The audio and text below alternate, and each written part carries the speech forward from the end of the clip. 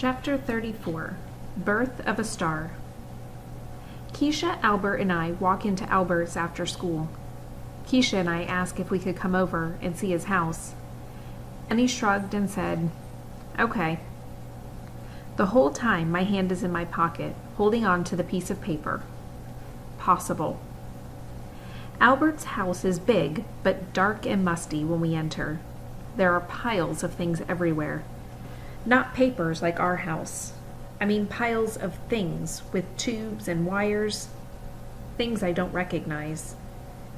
His mom greets us. "Hey, Albert, you have guests?" Her tone tells me this never happens. "Yes, I do. These are my friends, Keisha Almond and Allie Nickerson. Allie and Keisha, this is my mother, Audrey," he says, waving to each of us, and she comes over and shakes our hands. "Can I get you anything to eat?" she asks, sounding nervous. Albert pauses. "No, thank you. We'll just go upstairs." His mom says okay as we are already following him up the skinny, twisty staircase. "What kind of host," Keisha begins, "doesn't allow his guests to have food?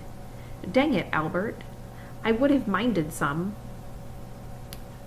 "It wouldn't be logical to offer you something that doesn't exist." "But she offered it to us," Keisha says. He opens his backpack and begins stacking his books on his desk like a pyramid. I can assure you that the refrigerator is quite empty. In fact, it hasn't been plugged in for a week. "Oh," Keisha says, her voice getting quiet. "I'm sorry, Albert. I really am." Now I know why his mom's voice sounded funny when she offered, and why he eats so much at school. "Yeah, me too," I added. He turns, surprised. "Why?" Keisha scrunches up her face, the look she gets when she really can't figure him out. "Well," I say, "because you don't have any food. Or a refrigerator. It might be terrible to be hungry and not be able to eat. And it's probably embarrassing for you. Maybe. I mean, I think it would be. I guess." He tilts his head. "Filling the refrigerator does not fall within the parameters of my responsibilities. Therefore, the lack of food therein would have no reflection upon me whatsoever." We're silent. I don't know about Keisha, but I couldn't answer that for $1,000,000. From the look of her, I don't think she can either. I finally lift my gaze from his face to look around his room. Just a bed, a desk, and an empty trash can. The carpet and his blankets are all dark green, but his walls have colorful posters, all science-related. There is one I like the most, the picture of outer space, but with every color you can think of, all swirled together with an orange glow off to the side. It's beautiful. I point at it. "Albert, what's that?" "That is the birth of a star, the single most important thing that can happen in space. Well, the single most positive thing anyways." "It's beautiful," I say. He stares at it. "Indeed it is," he says, sitting down at his desk. Keisha laughs. "You're going to be a star one day, Albert. You'll do something amazing." I don't like... He shifts in his seat. "I don't wish to be in the limelight." "Limelight?" I ask. "I don't like a lot of attention." "Well, you better get used to it, Albert," Keisha says. "Because there's no way on God's green earth that you won't have boatloads of it when you get out and cure cancer or discover another planet or something." That's my hope.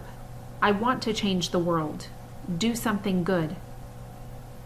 And then, all of a sudden, I feel sad as Keisha goes on about how famous Albert will be, how he'll be written up in history books and stuff. "Hey," Keisha says, poking me. "Why so serious over there?" I'm thinking about the things Albert and Keisha will do, and how I can't even read. I can't tell them that, though, so I try to sound happier.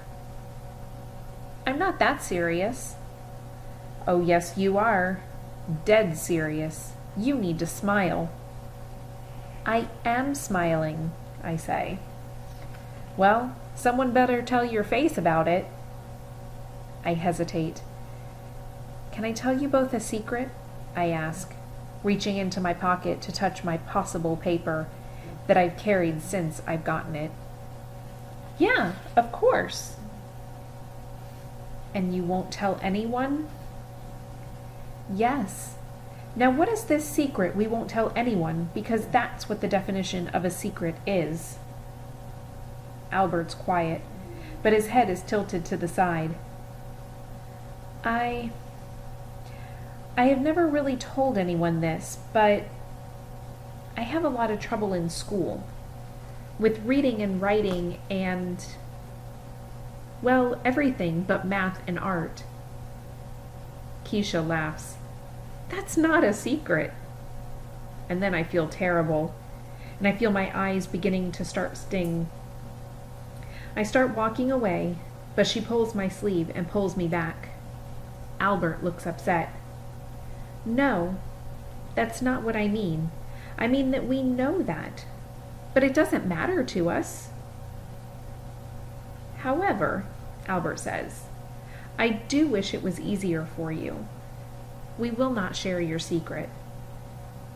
Mr. Daniels says I have something called dyslexia, which makes it hard to read letters. That's why I've been staying after school, so he can help me. Keisha is wide-eyed. Extra school? After school? That's terrible. I mean terrible. I want to tell her I've spent the night at school hanging upside down in the closet if I could just read. I don't mind. He's nice to help me. And will help too, Albert says. But I worry that maybe he can't help me, I say. And then I mumble.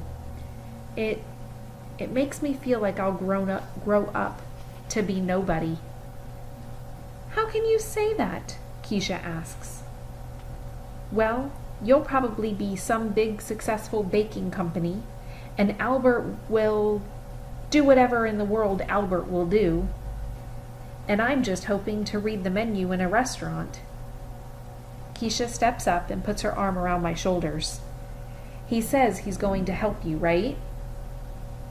You say, Albert adds, and then pauses to think, that you'll grow up to be nobody.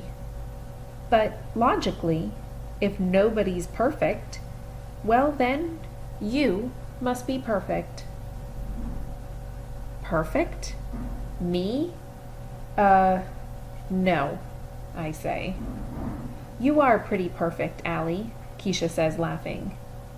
Do like Mr. Daniels says. Be yourself. Be who you are. You know, Albert says, I've wondered about that saying, and I can't ever find an answer anywhere on the internet. What do you mean? I ask. Be yourself. You always hear that. So? Keisha asks. Well, Albert begins. What if you don't know who you are? I get what he means, I think. People ask what you want to be when you grow up. I know what kind of grown-up I want to be, but I don't know who I am now. Albert stretches his legs out. There are always people ready to tell you who you are, like a nerd, or a jerk, or a wimp.